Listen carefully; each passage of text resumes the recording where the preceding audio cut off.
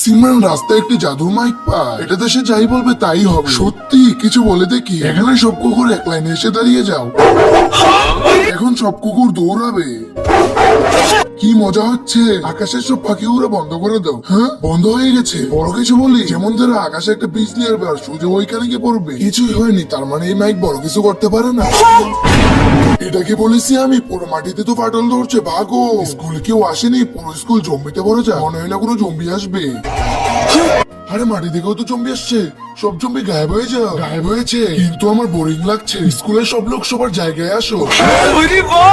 কিন্তু আমরা বাড়ি থেকে স্কুলে আসলাম কি করে? আমি তো ঘরে বসে গোসল করতে গেছিলাম। আচ্ছা সবাই পড়াশুনো করো। এদের এত পড়ানো শোক, আমাদের স্কুলে তুফান এসে পড়বে। আরে এত বাতাস কোথা থেকে আসছে? এখন বৃষ্টি পড়বে। আরে এত বৃষ্টি পড়ছে কোথা থেকে? এখন তুষার পড়বে। আরে তুষার আবার কোথা থেকে পড়তেছে? এখন তো ভূমিকম্প হবে। তার আগে যদি তুমি শয়তানকে ঘৃণা করো আর মাকে ভালোবেসে থাকো, তাহলে ভিডিওতে লাইক দিয়ে চ্যানেলটাকে সাবস্ক্রাইব করে দাও আর কমেন্টে আই লাভ ইউ মা লিখে দাও। আর যদি তুমি না করো, আমি ভেবে নেবো তুমি শয়তানকে ভালোবাসো। আরে না, আরে এটা আমি কি বলেছি?